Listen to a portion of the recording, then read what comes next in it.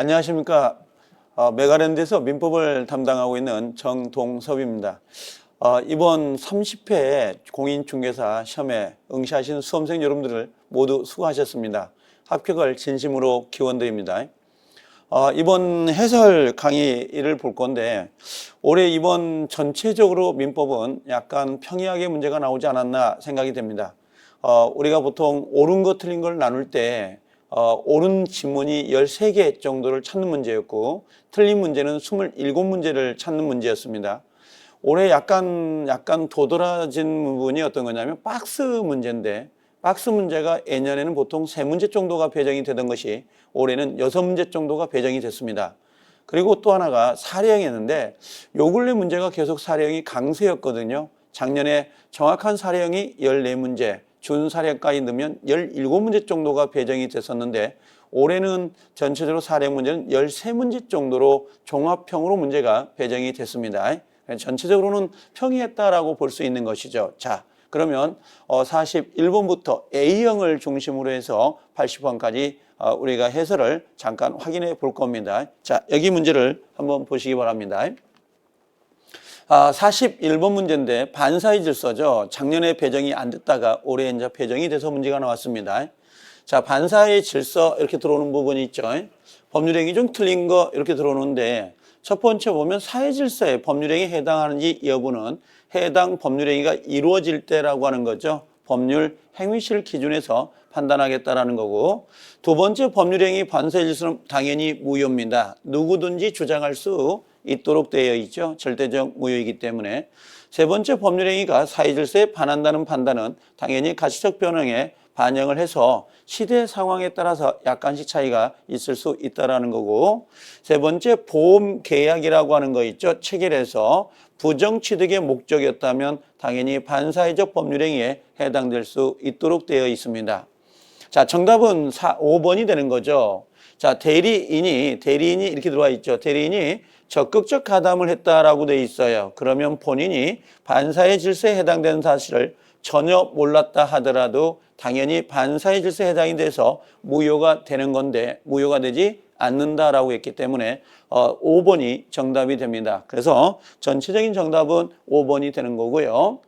자, 다음 문제 42번을 보시면 우리가 통정허위 표시인데 작년에 우리가 문제가 29회 때죠. 그러니까 의사표시가 전혀 문제가 배정되지 않았습니다. 은닉행위가 하나 배정이 됐었는데, 자, 통정허위 표시에 관한 설명입니다.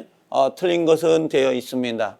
통정허위 표시가 성립되기 위해서는 진위와 표시의 불일치에 관하여 상대방의 합의가 있어야 되죠. 그래야 통정이다 그러는 거고, 두 번째 통정허위 표시 무효인 법률행위라도 채권자 취소권의 대상이 될 수 있고 채권자 대위권의 대상이 될 수가 있으니까 2번 지문도 옳은 정답이 됩니다. 3번에 당사자가 통정하여 자, 증여다라고 되어 있죠. 증여를 매매로 가정했다라고 되어 있습니다. 이 증여다라고 하는 건 우리가 은닉이라고 하는 거죠. 은닉행위 이렇게 이야기하고 얘는 유효라고 할 수 있고요. 얘가 무효다라고 해야 되는데 둘 다 모두 무효다라고 했으니까 이 지문 3번이 정답이 됩니다. 4번에 통정허위 표시 무효로 대항할 수 없는 제3자다라고 할 때 당연히 새로운 이해관계를 맺은 자를 가지고 3자 이렇게 파악을 하죠. 5번에 통정허위 표시 무효로 대항할 수 없는 3자다라고 할 때 그 여부를 판단할 때 파산 관제에는 당연히 보호되는 3자입니다. 선인지 악인은 총 채권자를 기준해서 판단하여야 된다라고 돼 있죠. 그래서 통정허위 표시는 전체적으로 문제가 우리 항상 수업 시간에 다뤘던 지문들이니까 체크할 필요가 있는 부분이었는데 그대로 반영이 됐습니다.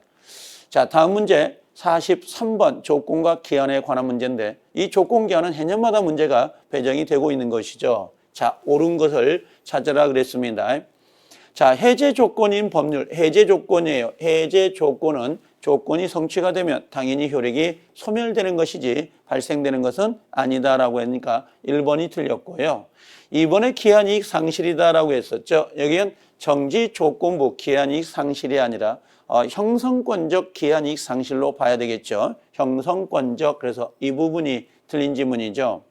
세 번째, 조건이 법률이 당시에 이미 성취할 수 없다라고 돼 있어요. 이걸 우리가 불능이라고 하죠. 불능 조건이 정지 조건이다라고 돼 있죠. 불능 조건이 정지 조건이면 당연히 그 효력은 무효가 됩니다. 그래서 정답은 세 번째가 정답이 되는 것이죠.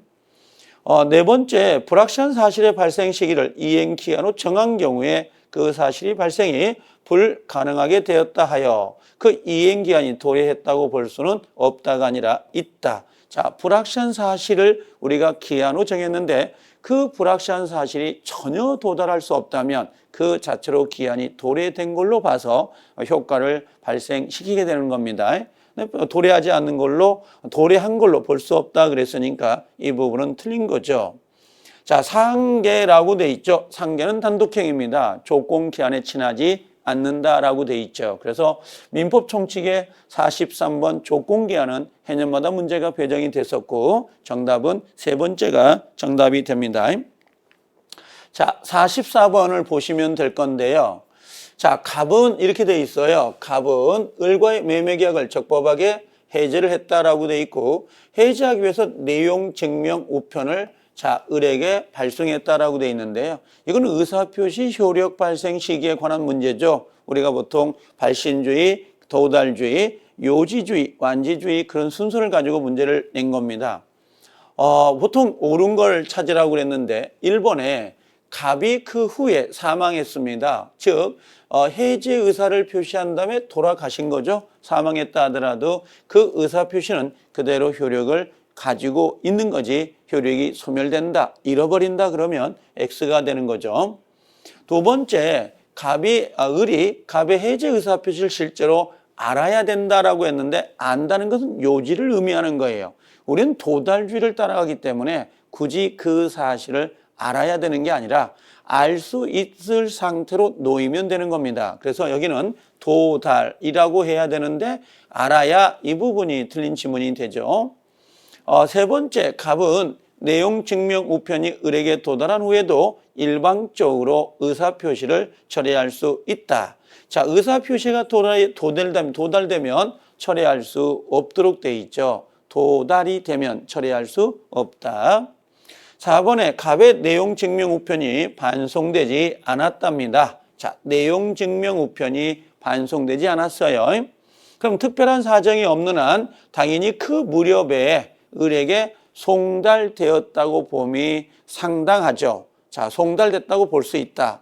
자, 보통 우편물 같은 경우는 반송되지 않아도 도달로 좀 추정하기는 어렵죠. 근데 내용 증명 우편이나 등기 우편물은 그 시간 내에 반송되지 않았다면 그 시간 내에 도달됐다고 볼 수 있는 거죠. 그래서 네 번째가 옳은 정답이 됩니다.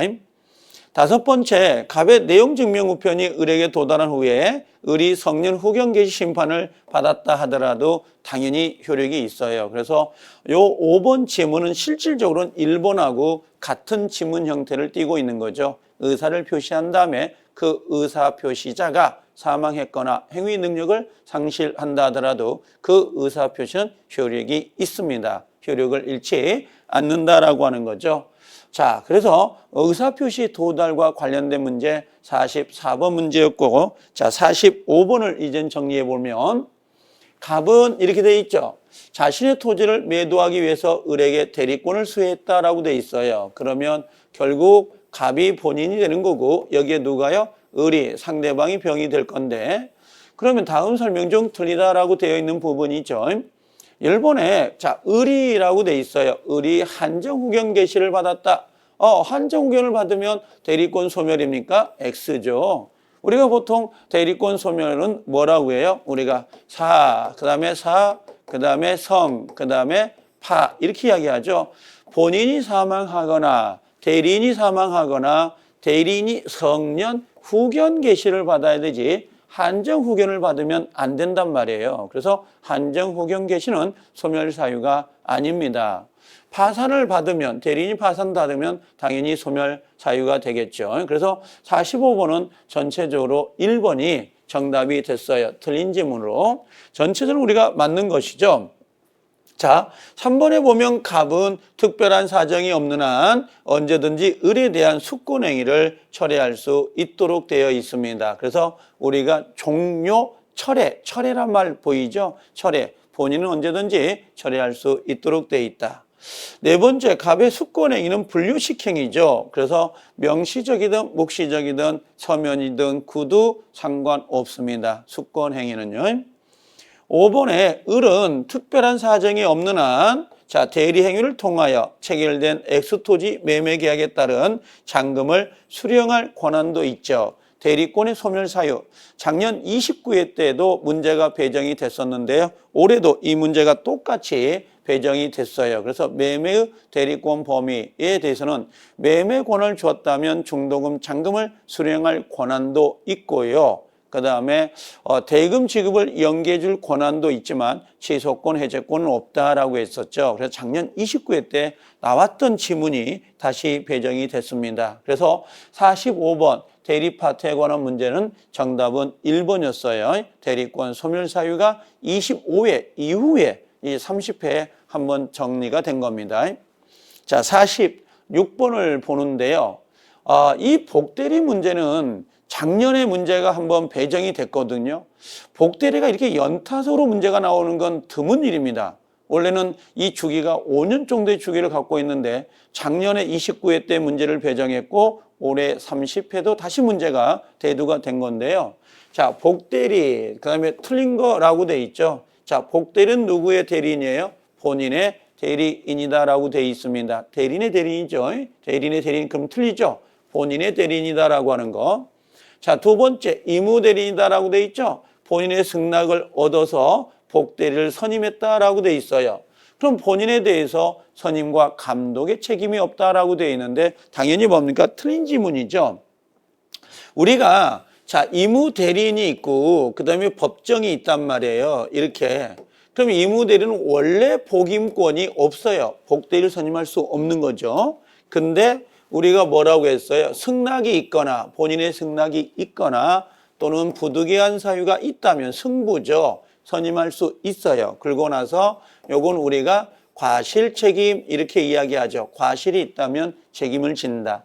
법정 대리는 언제든지 복대리를 선임할 수 있거든요. 그러다 보니까 당연히 책임이 무거울 수밖에 없는 것이죠. 이건 무과실 책임 이렇게 들어와 있는 부분이고 그래서 책임이 없다 그랬으니까 당연히 2번이 정답이 됩니다. 세 번째, 대리인이 복대리를 선임한 후에 돌아가셨다 그랬죠? 본인이 사망이 됐어요. 그럼 당연히 복대리도 소멸이 되는 겁니다. 복대리의 대리 행위에 대해서도 표현 대리에 관한 균형이 적용될 수 있죠. 126조, 129조, 이무대리, 법정사자, 복대리, 일상가다대리권 모두 다 표현 대리가 적용이 됩니다. 복대리도. 자, 법정 대리는 부득이한 사유가 없다 하더라도 복대리를 선임할 수 있다. 언제든지 선임할 수 있죠. 그만큼 당연히 책임은 무거워요, 안 무거워요? 무거울 수밖에 없다라고 하는 거죠. 그래서 46번은 2번이 정답이 됩니다. 자, 47번으로 넘어갈 건데요. 작년에 문제가 배정이 되질 않았어요. 이 문제가 무권대리였는데 작년에는 표현대리가 문제가 배정됐고 올해 30회는 무권대리가 배정이 됐죠. 그래서 수업을 할 때마다 무권대리 사례는 상당히 조심을 하시라 그랬었는데 자, 대리권이 없는 을 이렇게 돼 있습니다. 대리권이 없어요. 무권대리. 설명 중 틀린 거다라고 돼 있죠.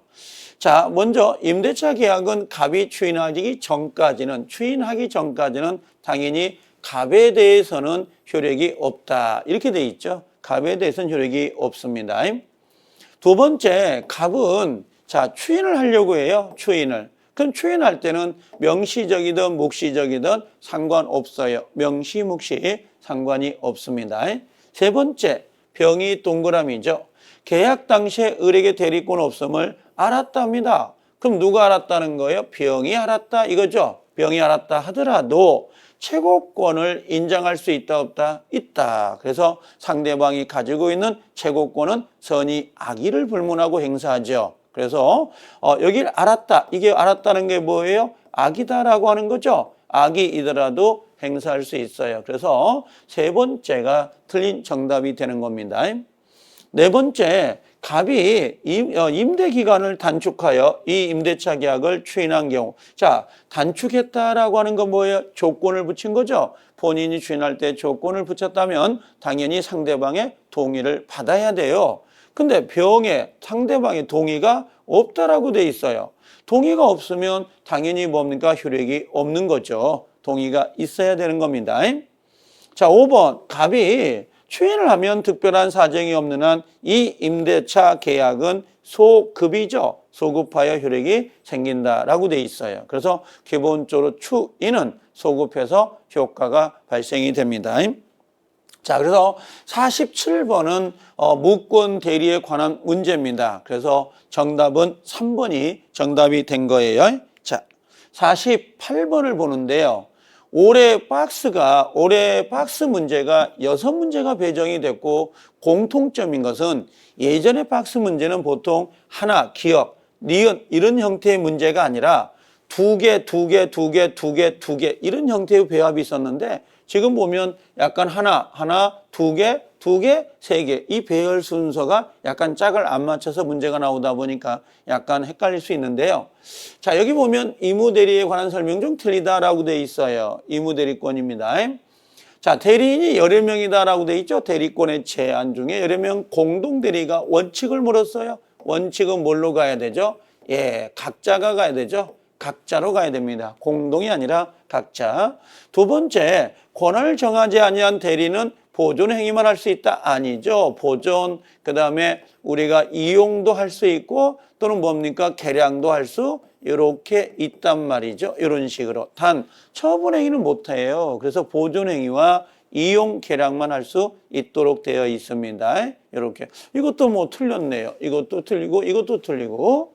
자, 유권 대리에 관한 주장 속에 유권을 주장했다고 해서 표현 대리가 당연히 포함되는 것은 아닙니다. 별도로 표현 대리를 주장해야 되니까 포함된다 했으니까 틀린 지문이 되죠. 그래서 진취적 답은 조합관계인 5번이 정답이 된 겁니다. 자, 그래서 이무대리의 대리권에 관련된 부분이었던 걸 정리해 주시면 되고요. 자, 49번. 제가 이거 수업할 때 작년에도 문제가 됐던 게 뭐냐면 작년에도 이 문제가 법정 추인 문제인데 작년에 취소와 무효가 29회 때입니다. 두 문제씩 배정이 되다 보니까 네 문제나 배정이 돼버렸어요. 민법청 측에서. 그래서 올해 만약에 무효 취소가 나온다면 유동적 무효 정도는 좀 신경할 필요가 있고 취소에서는 법정 추인 정도는 꼭 알고 가시라. 그래서 한 문제씩은 배정되지 않겠냐라고 이야기했던 부분인데 자, 법정 추인이 있죠. 아닌 것은 그럽니다. 우리가 이야기할 때 뭐라고 하냐면 이청경. 자, 우리가 보통 이행이다. 그 다음에 이행이라고 하는 거, 그 다음에 이행 청구, 그 다음에 경계, 그 다음에 담보 제공하고 나오죠. 담보 제공. 그 다음에 양도, 그 다음에 강제 집행 이렇게 들어온단 말이에요. 이렇게. 그래서 우리가 보통 취소권자가 이 6가지를 다 하면 추인이에요. 근데 상대방이 하면 어떻게 되죠? 자, 상대방이 뭐 했냐 그러면 상대방이 요 청구하고 양도를 한단 말이에요. 상대방이 청구 양도하면 얘는 추인이다 아니다. 이건 추인이 아니거든요. 이 부분은. 그래서 자, 이렇게 정리해 보자고. 여기 취소권자가 또 여기 보면 취소권자가 그다음에 여기 취소권자가 이런단 말이에요. 다 취소권자인데 여기 보니까 누가 있어요? 상대방이 이렇게 돼요. 상대방이 주어져. 상대방이 뭐 한 거야? 청구한 거라고. 그럼 상대방이 청구했다면 상청약, 상대방이 청구한 건 추인이 될 수 없다라고 했었죠. 그래서 정답은 당연히 3번이 정답이 되는 거였습니다. 그래서 49번의 법정 추인은 3번이 정답이에요. 좀 문제가 약간 요 상청약만 좀 외워도 맞힐 수 있는 문제죠. 자, 50번을 갈게요. 이제 50번이 무효 파트인데 이 부분이. 자, 토지거래 허가구역 내에요. 자, 토지거래 허가구역인데 아직 허가를 받지 않았다라고 돼 있거든요. 그럼 이게 뭐야? 유동적 무효죠? 확정적 무효가 아니다 그랬어요. 유동적 무효죠. 그럼 틀린 걸 찾으라 그러거든요. 그럼 1번에 요 허가를 안 받으니까 요것은 유동적 무효입니다. 지금 이렇게 들어오는 거고, 두 번째 을이 계약 내용에 따른 채무를 이행하지 않더라도 갑은 그를 이유로 해지할 수는 없어요. 왜? 유동적 무효, 허가를 안 받았다면 허가를 받는 게 우선이기 때문에 계약 내용에 따라서 이행을 들어갈 이유가 없단 말이죠. 자, 세 번째, 갑은 을의 매매대금 이행 제공이 없음을 이유로 해서 토지거래 허가 신청에 협력 의무를 거절할 수 있다 없다? 거절할 수 없다인데 여기 협력 의무 이행을 거절할 수 없어요. 왜?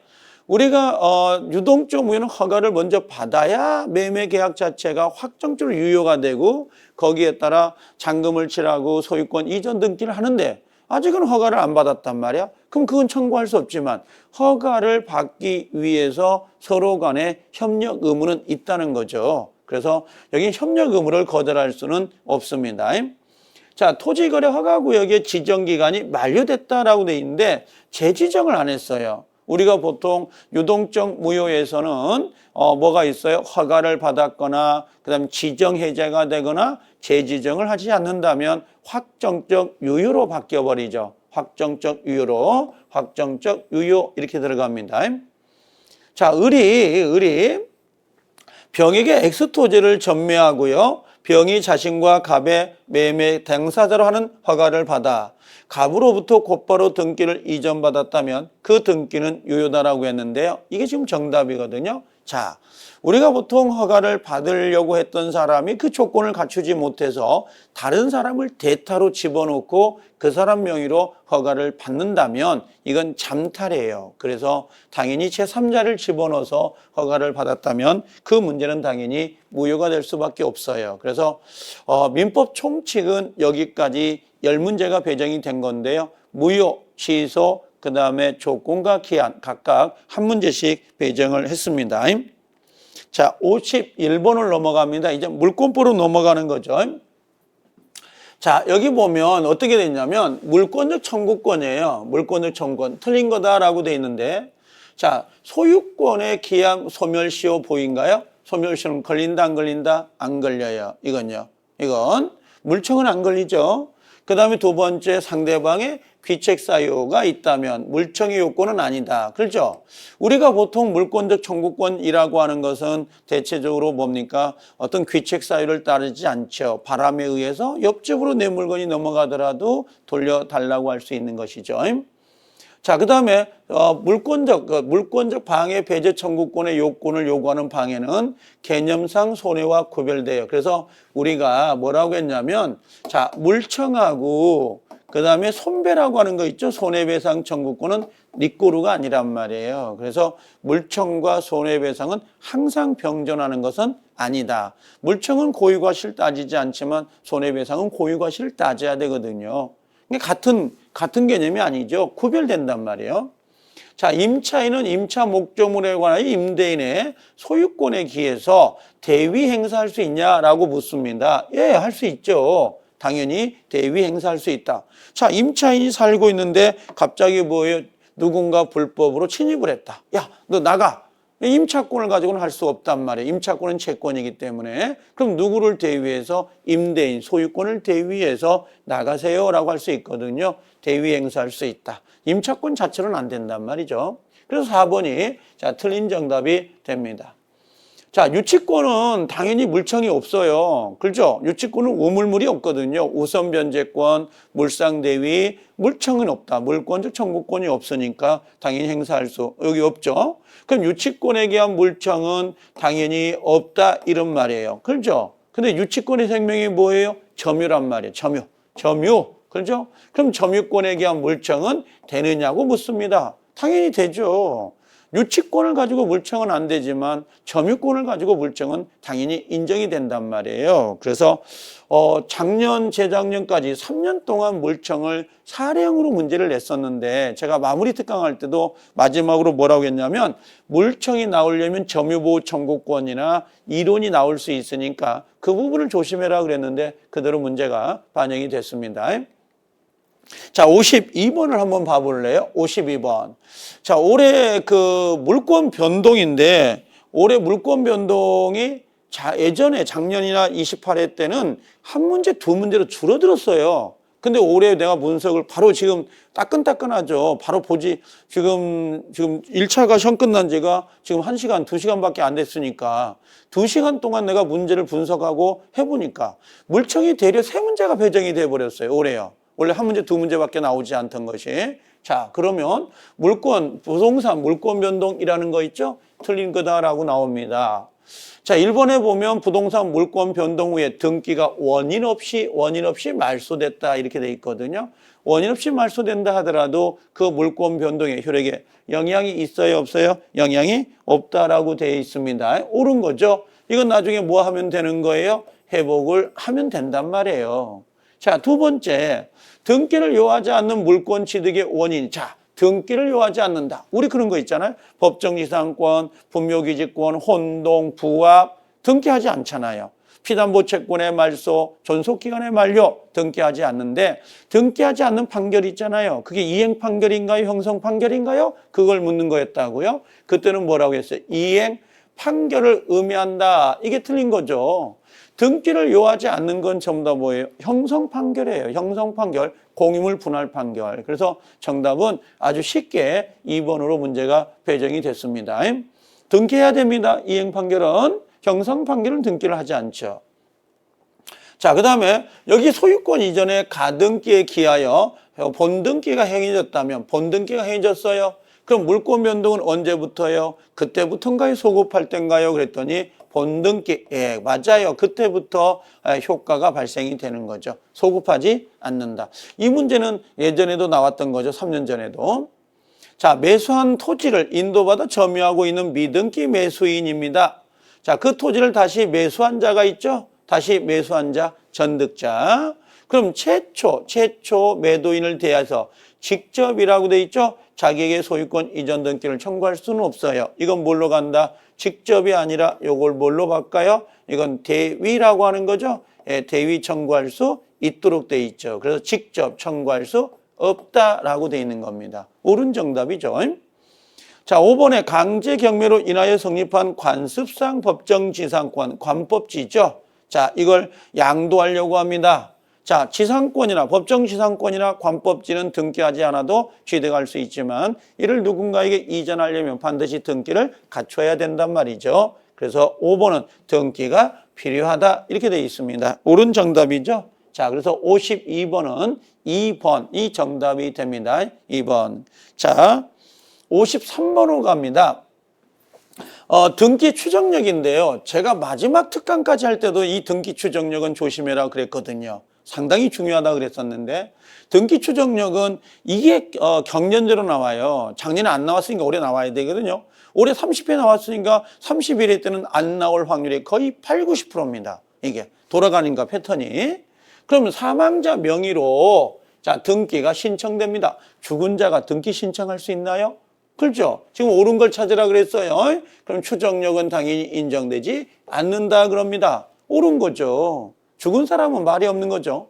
두 번째, 대리에 의한 매매계약을 원인으로 소유권 이전 등기를 이루어졌다면 당연히 대리권 존재는 추정이 됩니다. 당연히 대리권 추정, 법무사. 그 다음에 근저당권이 행해졌다면 피담보채권뿐만 아니라 피담보채권은 당연히 추정력을 갖는데요. 이 피담보채권의 성립이 기본계약 있죠? 요게 틀린 거란 말이에요. 요 부분까지 추정된다. 이건 틀린 지문이죠. 그 다음에 리얼번의 건물 소유권 보존 등기 명의자가 전 소유자로부터 그 건물을 양수했다고 주장할 경우에 전 소유자가 양도 사실을 부인한다 하더라. 부인해버렸네? 야, 나는 그 사람한테 권리를 넘긴 적이 없어. 라고 부인합니다. 당연히 추정력은 깨져야 되죠. 깨지지 않는다 그랬으니까 틀린 지문이 됩니다. 그래서 정답은 1번 있죠. 기억과 니은이 옳은 정답이에요. 등기 추정력은 상당히 중요합니다. 원래 내년에는 아마 안 나올 거예요. 이제 한 70, 80%가. 자, 54번 문제로 갈까요? 간접점유로 갑니다. 자, 간접점유에 관한 설명 중 틀리다라고 되어 있는 부분입니다. 간접점유, 간접점유자, 점유. 자, 여기 볼까요? 주택임대차 보호법상 대항요건으로 인도는 인도입니다. 인도는 간접 점유이더라도 인정될 수 있다 그랬죠. 단 우리가 대항력을 가지려면 직접 점유자 앞으로 인주가 되어 있어야 되지만 두 번째 점유취득 시효도 당연히 간접 점유를 인정합니다. 그 다음에 직접 점유자가 그 점유를 임의로 양도한 경우 그 점유권 이전이 간접 점유 의사에 반한다 하더라도 당연히 이건 침탈이라고 볼 수가 없기 때문에 점유보호 청구권을 행사할 수 없다라고 연결됐었죠. 그래서 이건 침탈이 되지 않는다 그럽니다. 자, 간접 점유자, 점유자입니다. 점유자죠. 점유자는 당연히 점유권이 있어요, 없어요? 당연히 점유권이 있으니까 점유보호 청구권을 행사할 수가 있다 그래야 되는데 인정되지 않는다라고 했으니까 틀린 질문이네요. 그래서 정답은 4번이 정답이 되고요.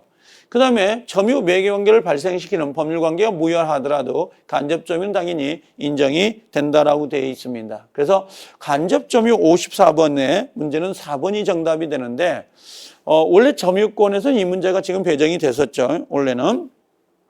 자, 55번을 한번 가볼까요? 점유취득시효도 문제가 배정될 거라고 했었어요. 왜 그러냐면 28회 때, 29회 때 두 번 안 나왔거든요. 그래서 올해 30회 때 문제가 배정이 된 거고요. 이 문제가 한번 나오면 내년에 또 나옵니다.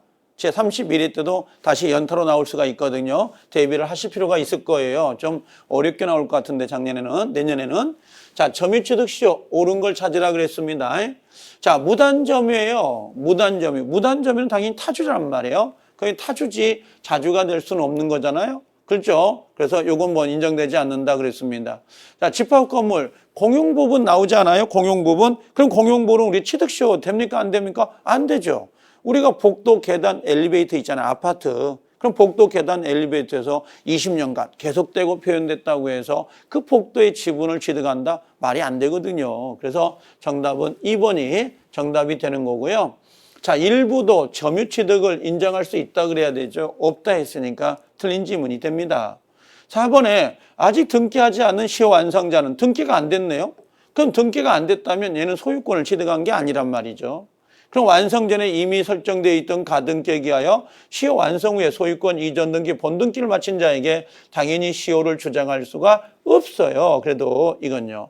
자, 이건 지금 이분 소유권 등기를 안 가져왔잖아요. 제3자한테 넘어가 버린 거죠. 이런 식으로. 이렇게 해가지고 이게 누구였어요? 소유자였고 을이 점유자다.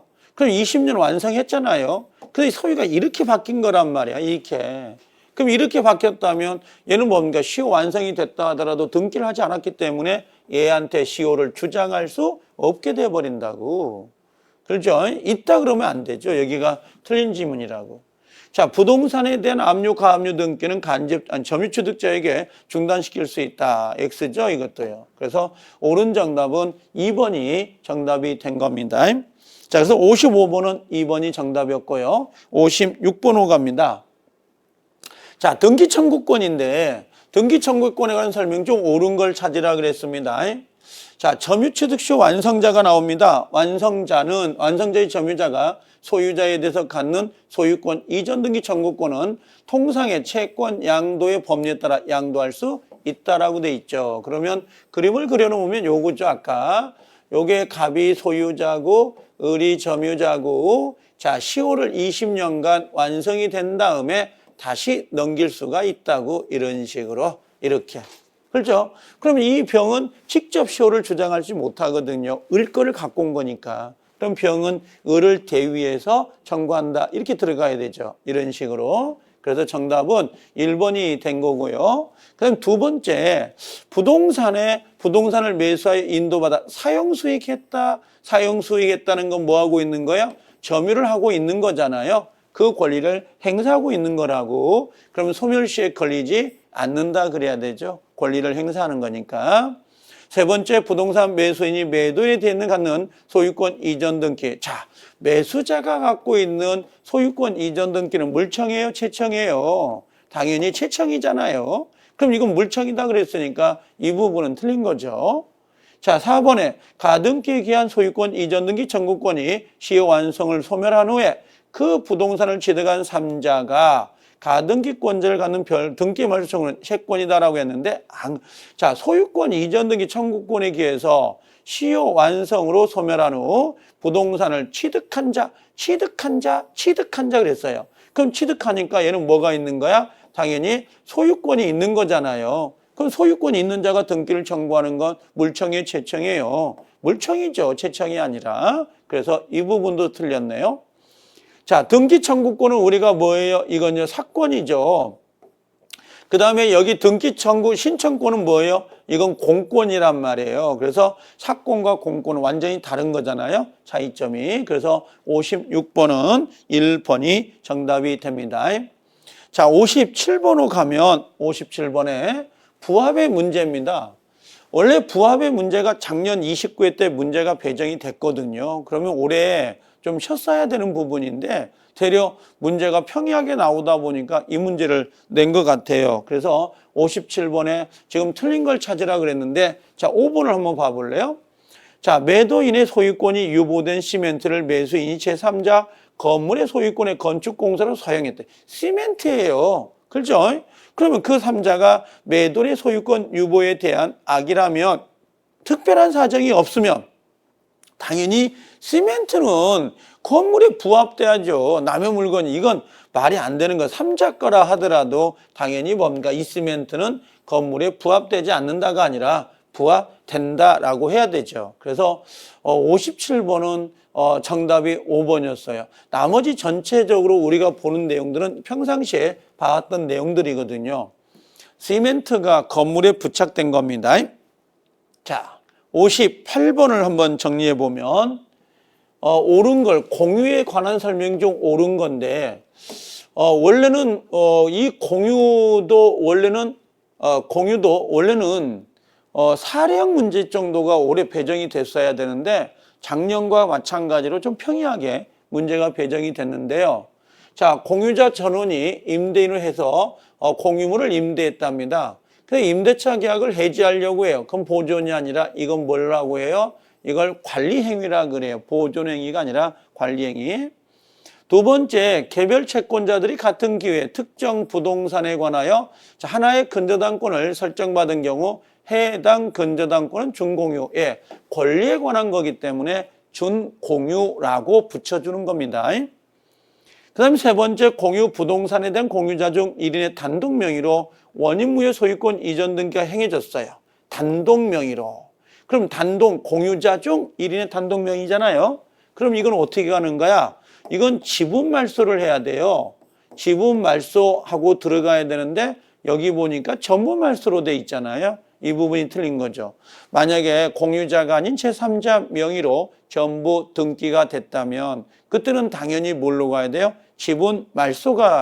전부 말소가 돼야 되지만 지금 이것은 공유자 한 사람 앞으로 전부가 등기가 된 거란 말이에요. 그때는 당연히 지분 말소가 돼야 되죠.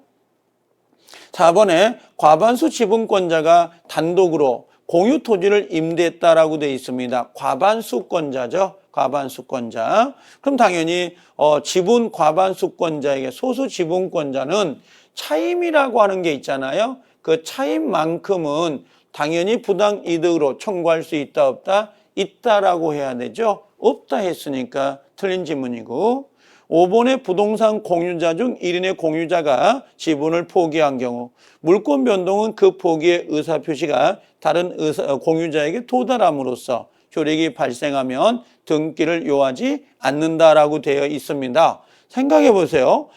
이게 지금 포기거든요. 물권의 포기는 등기를 해야 돼요. 근데 등기를 하지 않고도 효력이 생긴다 그랬으니까 이 부분은 당연히 틀리죠. 그래서 지금 58번 공유 문제인데 약간 지문화된 거죠. 그래서 2번이 정답이 된 겁니다. 자, 59번 문제를 한번 봐볼까요? 사례 문제가 나온 건데요. 사례 문제가.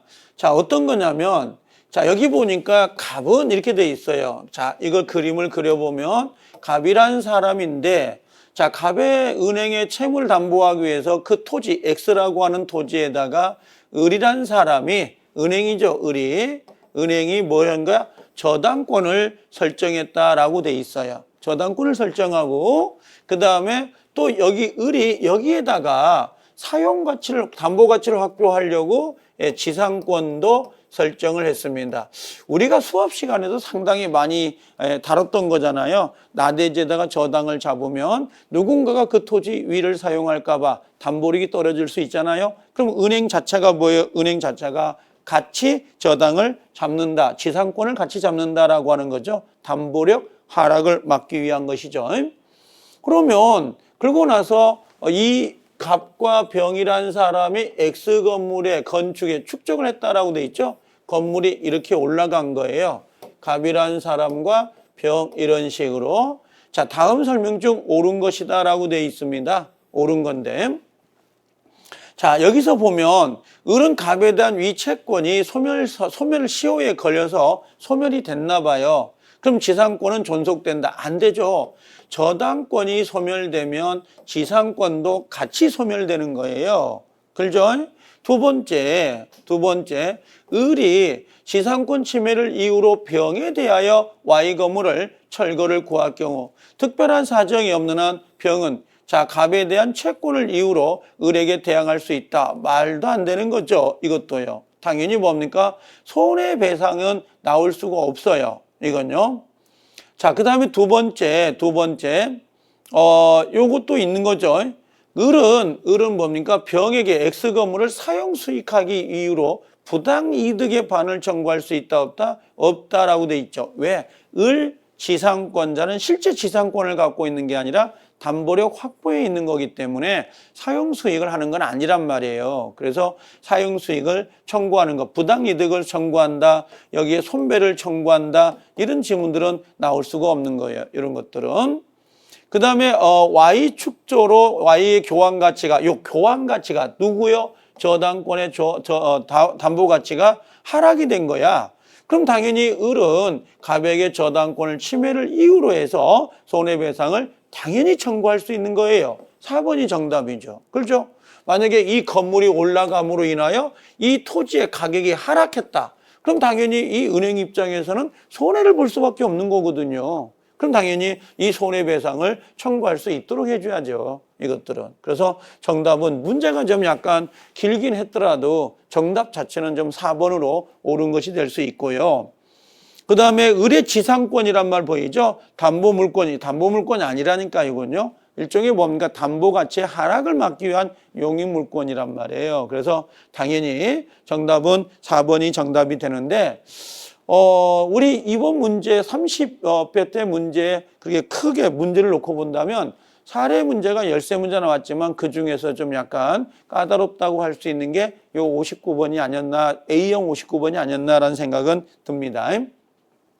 자, 이제 60번을 한번 봐볼까요? 60번. 자, 지역권. 해년마다 문제가 나오는 문제고 아깝죠. 지역권을 못 맞힌다면. 올해 작년 29회 때 지상권이 두 문제가 배정이 되는 바람에 실질적으로 우리는 지상권이 안 나왔어요. 근데 중개사법에 아마 그 관법지나 법정지상권이 옮겨갔을 겁니다. 우리 쪽에 안 나오면 그런 쪽으로 연결이 되거든요. 중개사법에도. 자, 그럼 지역권에 관한 설명 중 틀리다라고 되어 있는 부분인데, 자, 요역지는 뭐라고 했어요? 반드시 일필지해야 되죠. 승역지는 뭡니까? 전부 일부 상관없죠. 그 다음에 두 번째, 요역지의 지상권자도 용익권 범위 내에서 당연히 행사할 수 있도록 돼 있죠. 그래서 지상권이나 전세권은 상린관계를 준용하기 때문에 당연히 사용할 수 있고요. 자, 공유자 한 사람이 지역권을 취득했답니다. 그럼 다른 공유자도 당연히 취득합니다. 좋은 거 아니에요? 한 사람이 취득하면 전원이 취득한다. 자, 요역지 불법점유자 시효 취득할 수 없다라고 되어 있네요. 이렇게 취득시효할 수 없다라고 합니다. 그 다음에 5번에 통행지역권을 취득시효했답니다. 그렇죠? 제가 수업할 때마다 항상 요 취득시효도 반드시 뭐가 있다는 거였어요? 보상의 의무가 있습니다. 이 말을 상당히 조심해라 그랬거든요. 안 나왔다고 시험에. 근데 결국은 올해 30회 때 배정을 시켰습니다. 보상의 의무가 없다가 아니라 보상을 해야 되는 겁니다. 그래서 정답은 당연히 5번이 정답이 됐죠. 그래서 지역권의 한 문제가 배정이 된 겁니다. 자, 61번으로 넘어갑니다.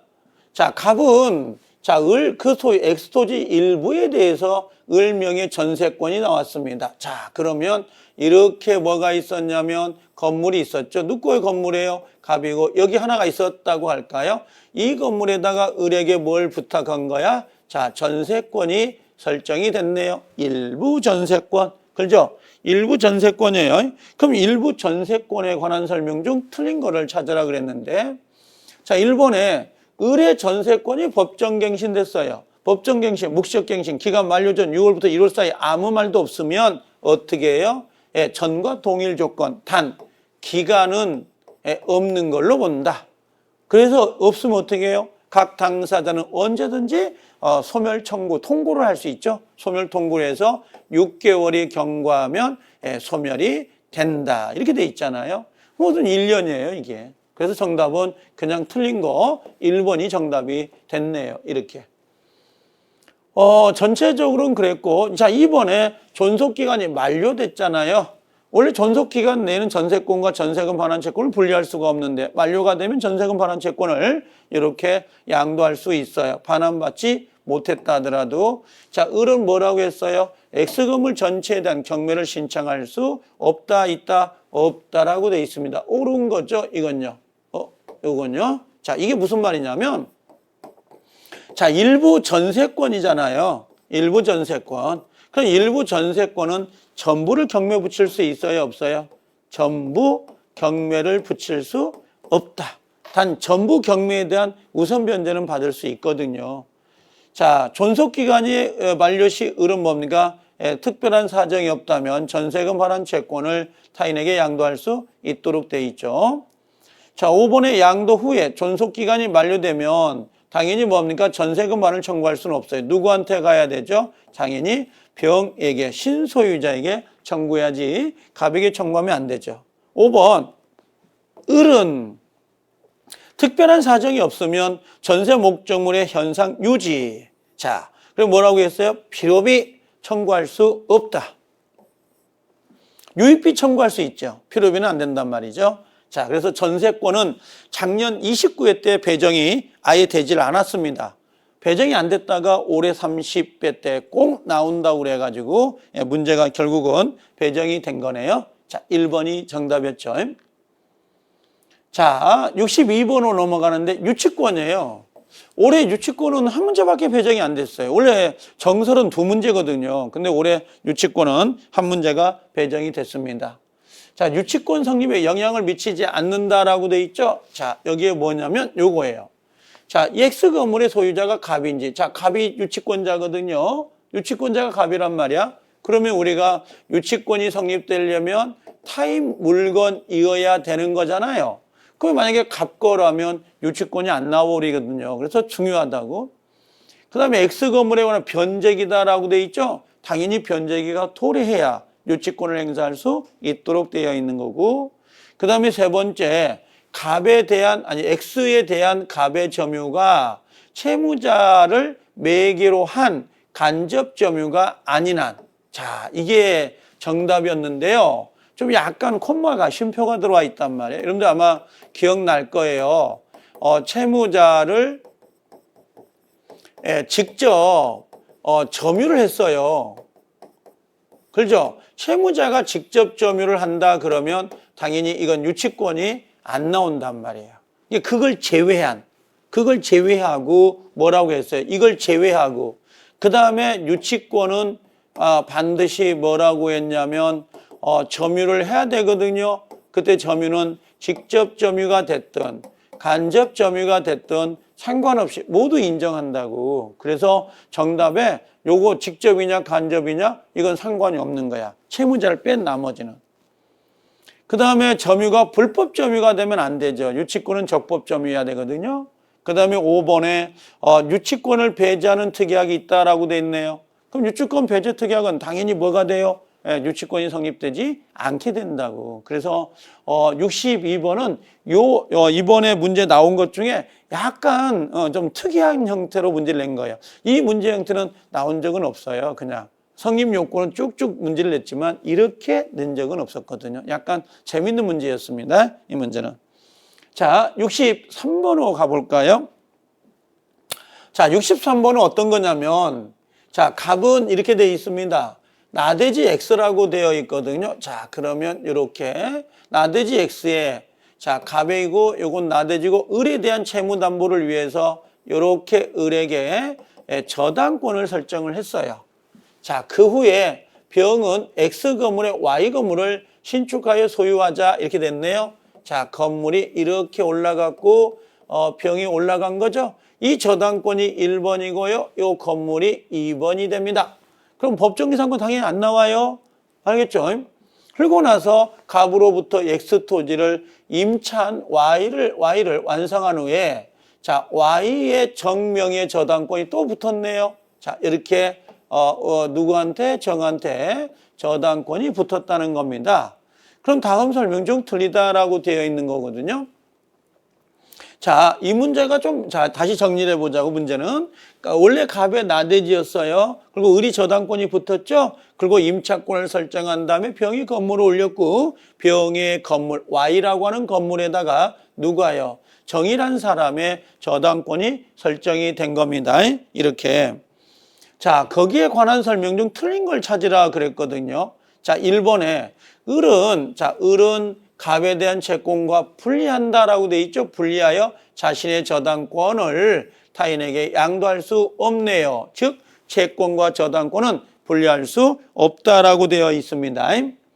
두 번째, 을이 X에 대한 저당권을 실행할 경우, 자, 이거 X 건물이었고, X 토지였거든요. 저당권을 경매로 실행을 했다는 거야. 이런 식으로 실행한 경우에 대해서도 일괄경매 청구할 수 있다. 아, 이건 안 돼요. 일괄경매 조건이 뭐죠? 일괄경매 조건은 법정지상권이 나오지 않아야 된다. 두 번째는 뭐였어요? 소유자가 같아야 돼요.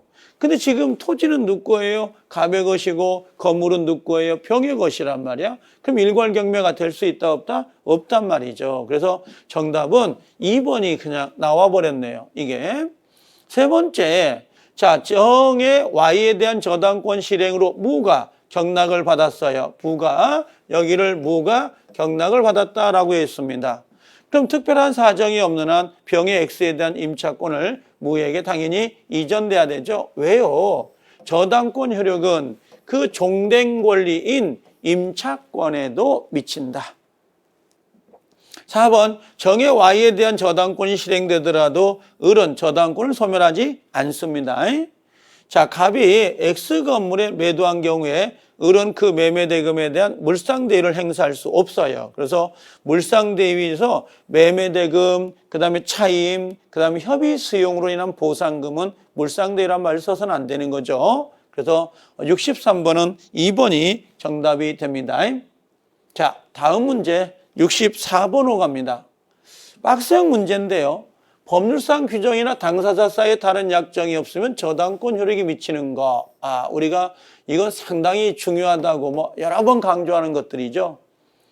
자, 1번에 보면 저당권 설정 이전에 저당권 부동산의 종물로서 반출이나 또는 분리가 되지 않았다라고 되어 있습니다. 반출 분리가 안 됐네요. 그 다음 두 번째, 저당권 설정 이후라고 했고 이건 이전이잖아요. 전후 따지지 않잖아요. 전후 따지지 않고 반출되지 않았다면 당연히 둘 다 미치는 거예요. 반출되면 안 미쳐요. 근데 여기 보니까 저당 부동산에 대한 압류 이전에 저당 부동산으로부터 발생한 저당권 설정제 차임이다라고 했는데 요건 과실이란 말이에요. 그럼 안 미쳐야 되죠. 왜? 압류 이전이라고 돼 있으니까. 압류 이전이니까. 그래서 정답은 2번이 정답이 됩니다. 그래서 64번은 저당권 효력이 미치는 범위를 물어보는 문제였었어요. 상당히 영순이었던 문제죠. 자, 65번으로 갑니다.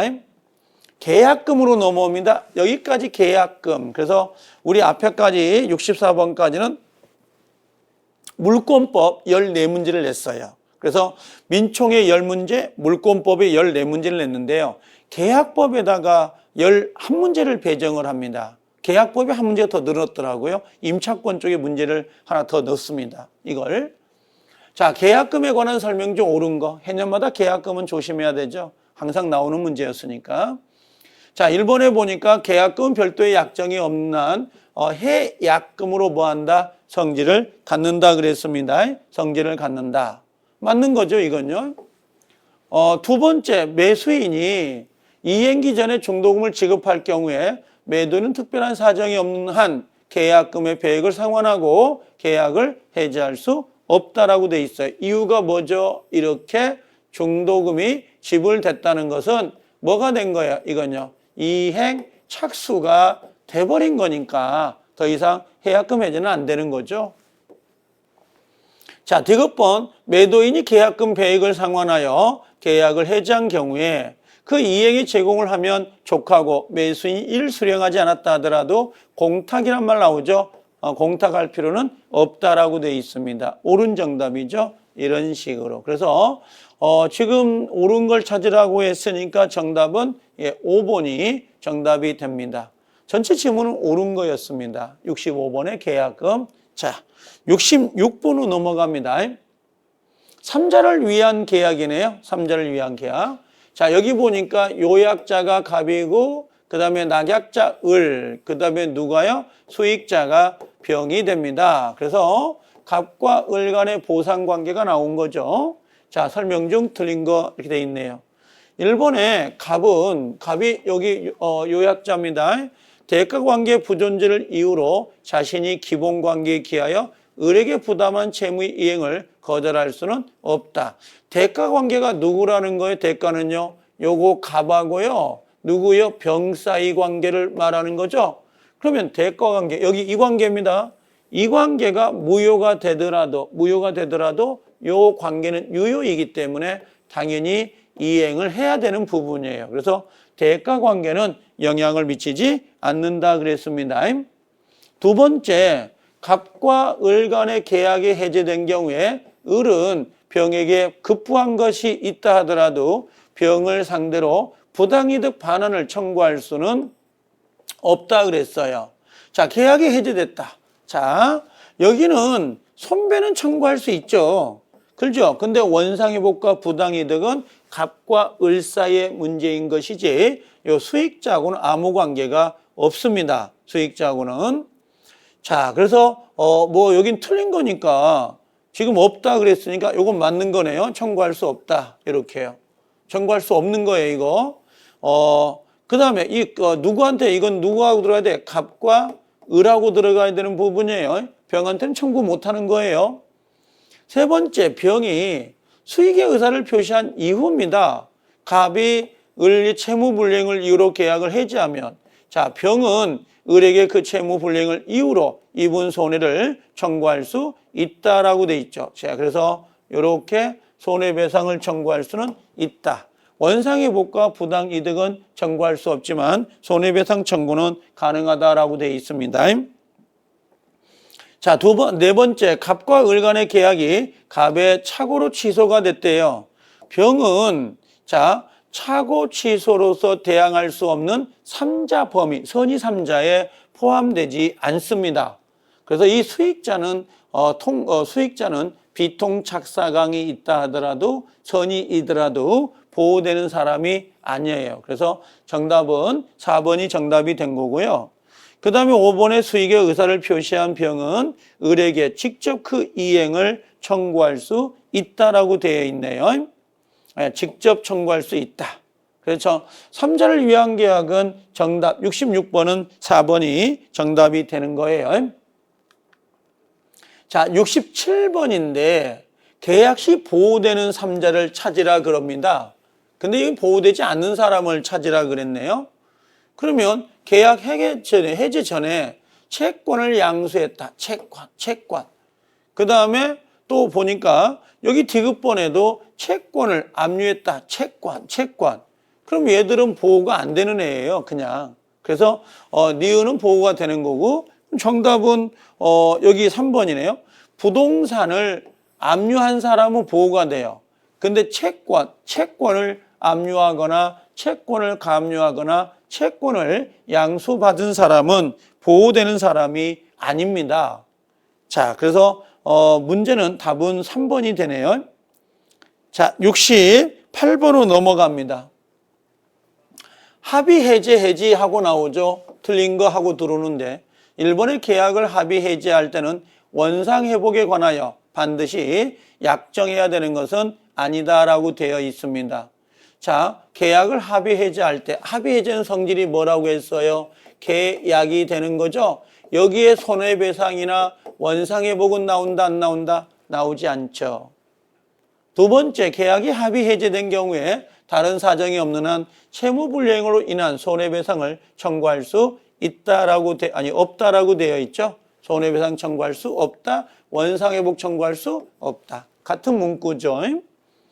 세 번째, 합의 해지로 인하여 반환할 금전에 대해서는 특이하게 없는 한 받은 날부터 이자를 가산한다라고 되어 있습니다. 자, 우리가 보통 합의 해제나 그다음에 약정 해제, 법정 해제 세 개로 나눌 수 있는데 보통 우리가 이야기할 때 법정 해제와 약정 해제는 당연히 뭡니까? 원상 회복이 들어와요.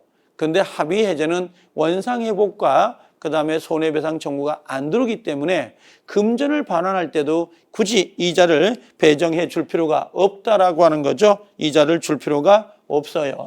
그래서 세 번째가 정답이 됩니다. 네 번째, 계약의 합의 해제에 관한 청약에 대해서 상대방이 변경을 변경 가했네요. 지금 합의 해제는 계약이거든요. 변경을 가하면 당연히 뭡니까? 여기에 뭐가 붙어둬야 돼? 뭐가? 이건 새로운 청약이 되는 거죠.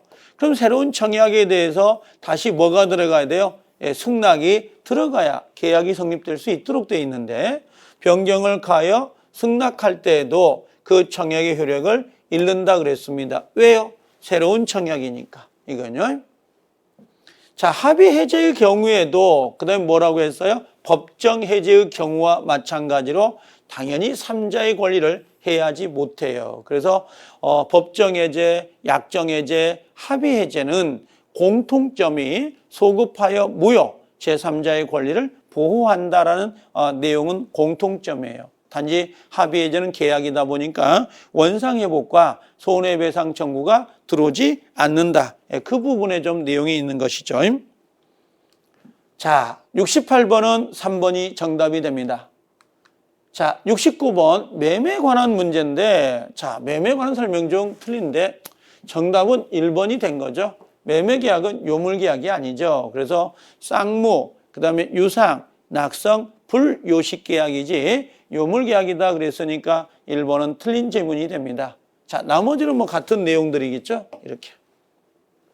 자, 70번을 한번 봐볼까요?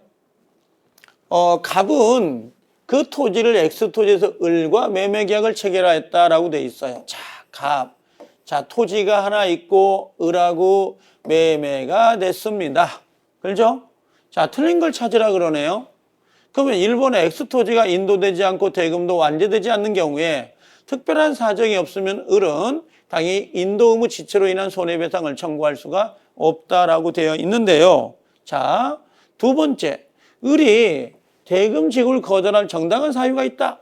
그럼 X토지를 미리 이행하지 않다 하더라도 그 대금에 대한 이자를 지급할 의무가 없습니다. 자, 3번. X토지가 인도되지 않았다면 특별한 사정이 없는 한 을이 잔금 지급을 지체하더라도 갑은 당연히 이자 상당의 손해배상을 청구할 수 없어요. 동생관계 있잖아요. 이게. 지금 이 문제는 동생관계가 지금 연결되는 거예요. 지금. 동식이양면권. 그 다음에 X토지를 아직 이전받지 못한 을이 미리 소유권 이전 등기를 격려했다 하더라도 매매 대금이 완제되지 않았다. 그럼 과실은 누가 먹어야 되는 거야? 당연히 갑이 먹어야 되지 매수자 을이 먹으면 안 돼요. 그래서 과실은 매수자에게 넘어갈 때는 대금이 완납해야 된다고. 완제. 자, 5번에 자, X토지가 인도되지 않았다면 을이 대금을 완제한다 하더라도 자, 누가 먹었어요? 과실을 갑이 먹으면 안 되죠. 대금이 완제됐잖아요. 요것과 요것이요. 그래서 실제 정답은 5번이거든요. 얘하고 얘를 비교하는 문제였어요. 실제는. 여긴 대금이 완제되지 않았다. 여기는 대금이 뭐야? 완제됐다. 이 차이잖아요. 그래서 두 개를 비교하면 금방 답은 찾을 수 있도록 했던 문제입니다. 자, 지문은 좀 길었지만 답은 좀 헐렁하게 나와버렸죠. 자, 71번 위험 부담이죠. 작년까지 위험부담은 사량으로 문제를 3년간 배정을 했는데 올해는 그냥 내용으로 정답을 냈어요. 자, 위험부담에 관한 설명 중 틀리다라고 했는데요. 자, 4번을 한번 봐볼래요? 4번을.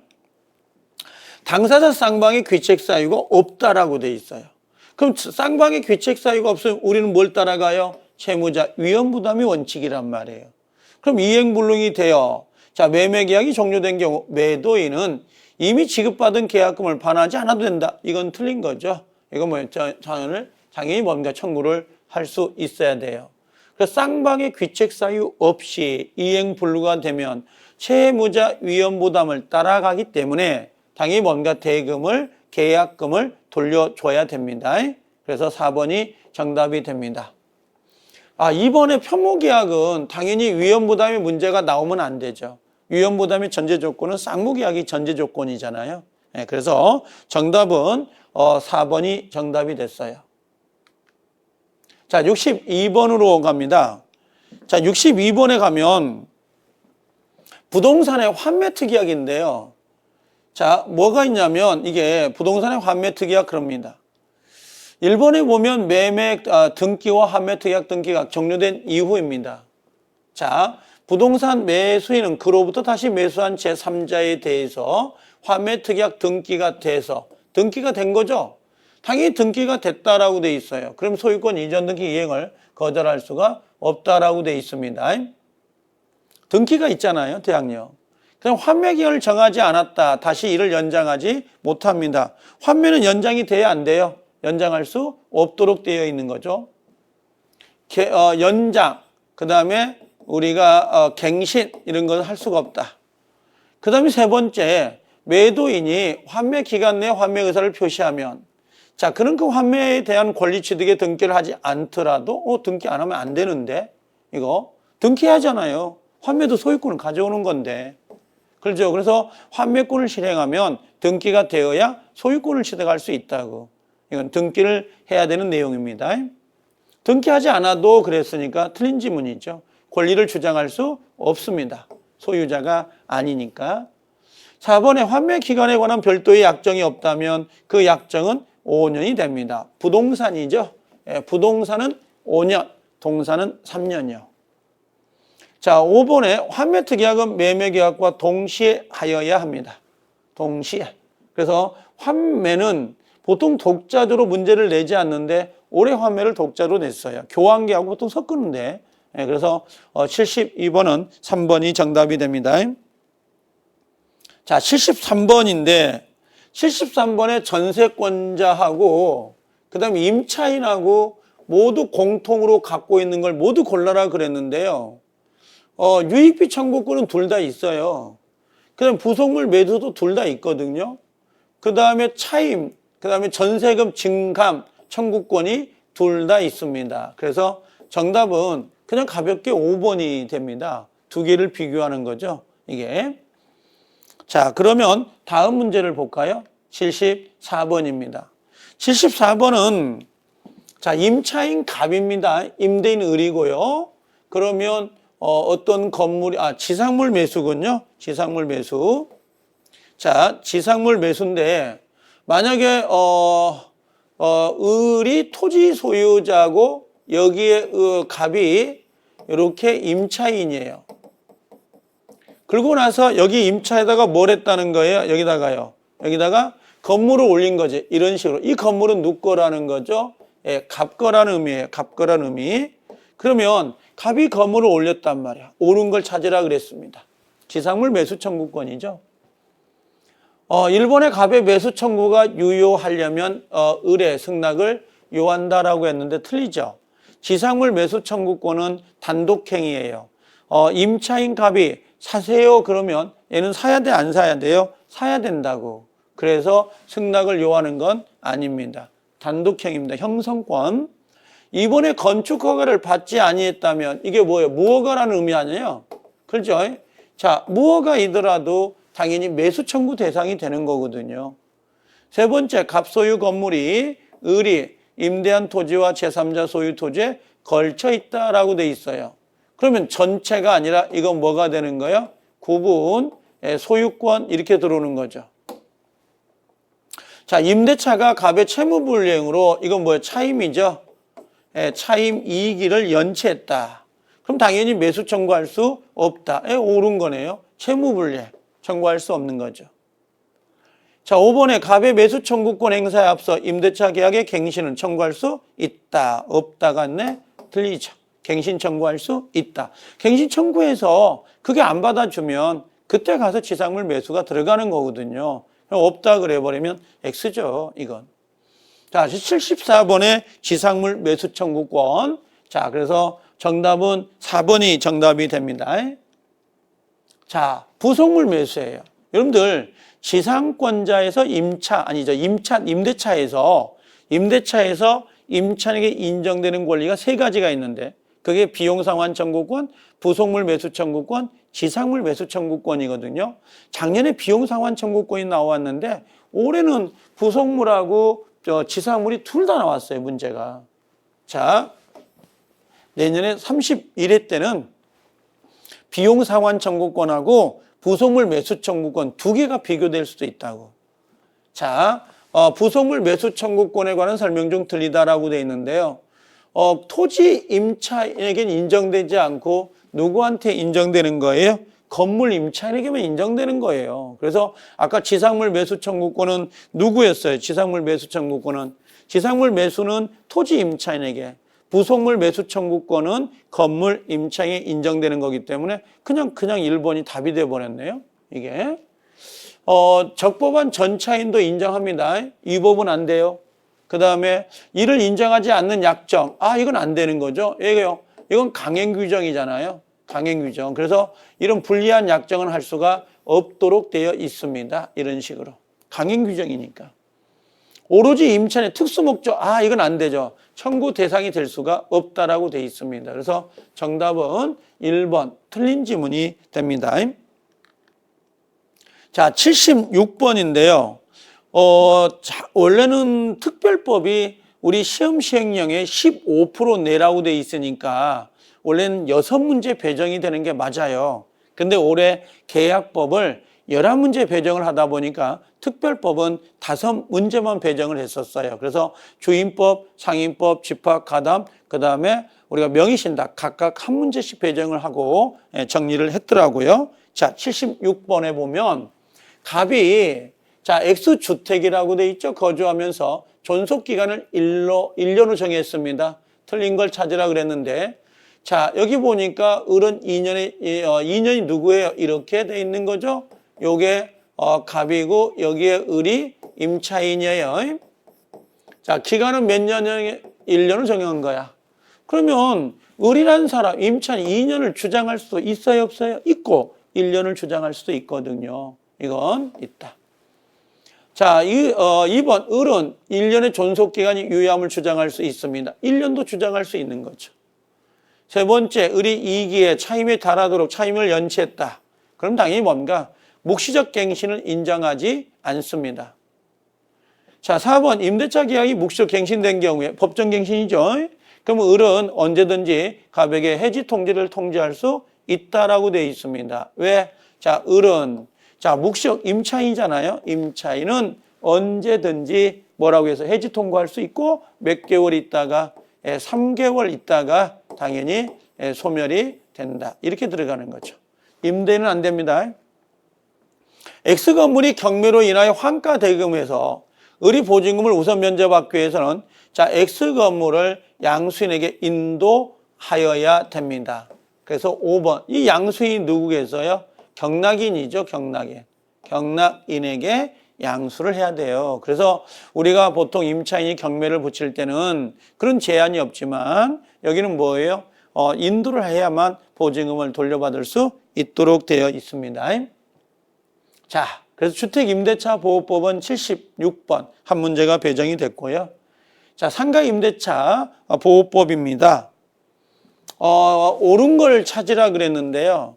임대차 계약의 체결을 한 자는 동의 없이 이건 틀린 거죠. 동의를 받아야 당연히 그 세무서장에게 그 정보를 요구할 수 있도록 되어 있는데 이거 틀렸네요. 동의 없이. 동의 받아야 됩니다. 이번에 임차인이 임차한 건물을 중대한 과실이네요. 그럼 당연히 뭡니까? 권리금 회수의 보호를 받을 수가 없습니다. 자, 임차인은 임대인 계약갱신 요구권이 있죠? 몇 년까지죠? 10년이죠. 10년입니다. 7년이 아니라. 그럼 4번에 임대차가 종료된 후에 보증금을 반환받지 않을 때는 자, 임차인은 관할 세무사가 아니죠. 시군법원이에요. 시군법원에다가 임차권 등기를 요구할 수 있도록 되어 있습니다. 그래서 기본적으로 뭡니까? 들어와 있는데요. 여기 임차인 계약이 묵시적으로 갱신된 경우 임차인의 계약 갱신 해지 통고가 있으면 즉시가 아니란 말이에요. 이건요. 즉시 효력이 발생한다라고 되어 있습니다. 자, 우리가 보통 임대차 계약이 묵시적 갱신이 되면 몇 개월 있다가 3개월 있다가 효력이 발생하죠. 3개월. 주임법하고 똑같다 그랬잖아요. 이건요. 그래서 정답은 2번이 정답이 되는 거예요. 자, 그래서 77번은 2번이 정답이 됩니다. 자, 78번에 가등기 담보 등에 관한 법률인데요. 옳은 걸 찾으라 그러거든요. 자, 1번의 가등기 담보인지 청구권 보존을 위한 가등기인지 등기부상으로 결정한다. 이게 좀 다른 게 뭐냐면 저당권의 피담보 채권은 등기부상에 기재가 돼요. 1억 빌려줬다, 2억 빌려줬다. 근데 가등기는 그럼 피담보 채권이 등기부에 기재가 되지 않다 보니까 이게 청구권 보존인지 담보 가등기인지를 알 수가 없어요. 그래서 등기부 갖고는 이걸 찾아낼 수가 없어요. 결국 여기는 피담보라고 하는 거 있죠? 이 담보 채권이 등기부상에 기록되지 않는단 말이에요. 그러니까 모른다는 거지, 등기부 갖고는. 두 번째, 채권자가 담보권 실행 통지를 함에 있어서 청산금이 없다고 인정되면 통지 상대방의 그 통지를 통지할 필요가 없다. 틀렸죠? 자, 이건 실행 통지도 해야 되고 뭣도 줘야 되는 거야? 청산기간 2개월도 줘야 됩니다. 이 절차를 반드시 걸쳐야 되거든요. 3번에 청산금은 자, 실행 통지 당시에 담보 목적 부동산의 가액의 피담보 채권을 뺀 금액이고 그 부동산의 선순위라고 돼 있죠. 선순위까지 단위 뭔가 포함시켜야 됩니다. 다 선순위죠. 후순위는 당연히 포함이 안 돼요. 그래서 선순위는 포함이 돼야 된단 말이에요. 그래서 정답은 세 번째가 옳은 정답이 됩니다. 네 번째, 통지한 청산금액이 객관적으로 정확하게 계산된 액수와 맞지 않는다면 채권자는 이건 다시 통지한다. 채권자는 주관적이에요. 주관적으로 청산금을 계산해도 상관없어요. 5번에 채권자가 채무자에게 담보권 실행을 통지하고 난 후부터 과실을 취득한다. X. 청산금을 뭐 해야 돼요? 청산금을 지급해야 돼요. 지급해야 그 다음에 뭐예요? 과실이라고 하는 거 있죠? 과실 수취권이 나오는 거야. 실행 통지했다고 과실을 먹는 게 아니라. 그래서 정답은 세 번째가 정답이 됩니다. 자, 79번으로 넘어갑니다. 집합 건물이죠. 자, 집합 건물에 관한 설명 중 틀리다 그랬습니다. 자, 여기를 보니까 여기 보니까 귀약. 자, 귀약하고 나오죠. 요 귀약, 과이, 결이 전부 다 특별 승계인 매수자라고 해도 당연히 미쳐야 되는 거고, 두 번째 구분 소유의 공용 부분에 관한 득실 변경은 당연히 뭔가 등기를 요하지 않습니다. 복도, 계단, 엘리베이터를 어떻게 등기하겠어요? 자, 그 다음에 관리인은 구분 소유자가 아니더라도 당연히 무방하죠. 재건축 결의는 구분 소유자 의결권의 5분의 3입니다. 참 좋아합니다. 이 재건축 결의를. 5번에 재건축 결의 및 재건축 참여 여부를 서면으로 촉구했을 때 당연히 법정 기간이 몇 개월이에요? 2개월이죠. 2개월 내에 해답이 없으면 이건 뭐예요? 거절로 본다 그래야 되지 참여한다 그래 버리면 안 되죠. 그래서 5번이 정답이 됩니다. 자, 마지막 문제 80번 명의신탁의 문제인데요. 이게 중간생략형 명의신탁입니다. 자, X부동산을 매수한 갑은 을과 명의신탁을 맺었다. 자, 명의신탁을 맺은 거죠. 그리고 누구 토지를 산 거예요? 병의 토지를 매매계약한 거죠. 이런 형태가 되는 거예요, 지금. 그 애한테 부탁을 해서 애한테 등기가 당연히 넘어왔고 그 다음에 그 부동산을 누구한테 처분했다? 나중에 여기 처분하겠죠? 예, 전까지 처분해요. 선악을 불문하고 예, 소유권을 취득한다. 아주 전형적인 명의신탁의 사례 아닙니까? 자, 틀린 걸 찾으라 그랬으니까 갑과 을 명의신탁은 당연히 무효입니다. 그렇죠? 두 번째, 갑은 을을 상대로 부당이득 원인으로 한 소유권 이전 등기를 청구할 수 있냐고 물어봐요. 자, 여기가 지금 등기가 넘어갔잖아요, 을에게. 그렇죠? 등기가 넘어가 있는 거 지금. 이 등기가 넘어가 있는데 이게 무효고 얘도 무효거든요. 얘도 무효예요. 그럼 소유자가 누구예요? 얘가 소유자죠. 그러니까 예를 들면 얘가 뭡니까? 이렇게 등기를 달라고 하면 이건 X가 된단 말이에요. 이건요. 당연히 소유자가 누구니까? 아, 병이잖아요. 병이. 소유자니까. 그래서 정답은 2번이 정답이 돼버렸네요. 자, 그 다음에 갑은 뭐라고 되어 있어요? 병을 상대로 소유권 이전 등기를 청구할 수 있습니다. 왜? 이 매매 계약은 유효이니까. 그 다음에 그래서 청구할 수 있고 갑은 병을 대위해서 등기의 말소를 청구할 수 있다. 왜 대위합니까? 얘가 소유자니까. 병이 소유자니까 대위를 할 수밖에 없는 거죠. 대위. 자, 5번에 갑과 을 간의 명의신탁 약정 사실을 알고 있는 정이 있답니다. 얘를 말하는 거죠. 그럼 얘는 소유권을 취득할 수 있다 없다? 소유권을 취득할 수 있어요. 그래서 명의신탁은 기본적으로 선악을 불문하고 모두 소유권을 취득할 수 있도록 되어 있습니다. 그래서 전체적으로 올해 제30회 종인중개사 민법 문제를 해설을 했는데요. 전체적으로는 뭡니까? 아까도 그랬지만 틀린 문제는 틀린 걸 찾으라 그러면 27문제, 옳은 걸 찾으라 그러면 13개 정도가 나왔고 박스가 6문제 정도가 배정이 됐습니다. 자, 그래서 여기까지 해서 해설 강의를 다 마실 건데요. 1년간 노고를 취해야 합니다. 상당히 고생들 많이 하셨고 좋은 결과가 있기를 진심으로 기대에 마지 않습니다. 자, 수고들 하셨습니다. 여러분들 안녕히 계세요.